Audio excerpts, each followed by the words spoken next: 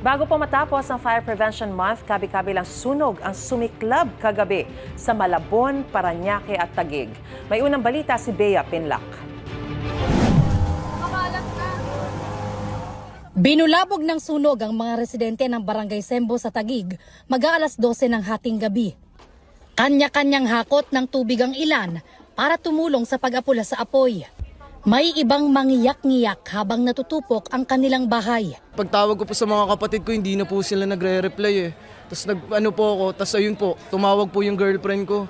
Sabi po ng girlfriend ko, sa amin daw po yung sunog, kaya nagmamadali po akong pumunta dito. Ayun, wala na po, ito na po yun eh. Ayon sa Bureau of Fire Protection, 25 pamilya o humigit kumulang 100 individual ang apektado sa sunog na tumupok sa hindi bababa sa 4 na bahay.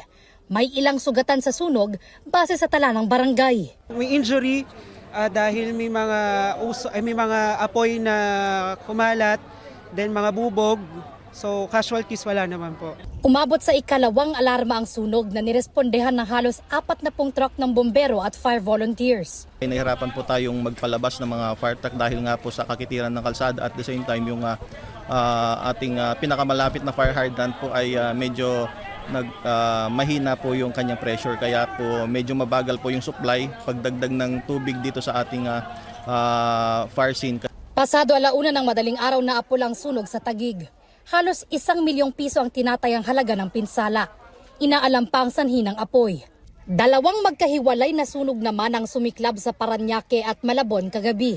Sa Barangay San Isidro, Parañaque, umabot din sa ikalawang alarma ang sunog na lumamon sa 30 bahay na pawang gawa sa light materials.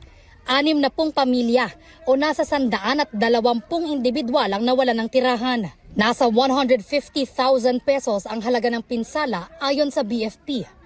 Sa Barangay Tugatog, Malabon, aabot sa 4 na bahay ang natupok ng apoy. Ayon sa barangay, may mag-asawang sugatan sa sunog. Ang mag-asawa kahit paano nagtamo ng first degree burn. Babalik sana daw sila pero napigilan na nga lang sila kasi nga nagkaroon na sila ng parang nasunog na yung kanilang kamay. Titingnan nila kung yung mga anak nila kung nandoon pa. Inaalam pa ng BFP ang sanhi ng sunog sa Parañaque at Malabon. Ito ang unang balita. Bea Pinlac para sa GMA Integrated News.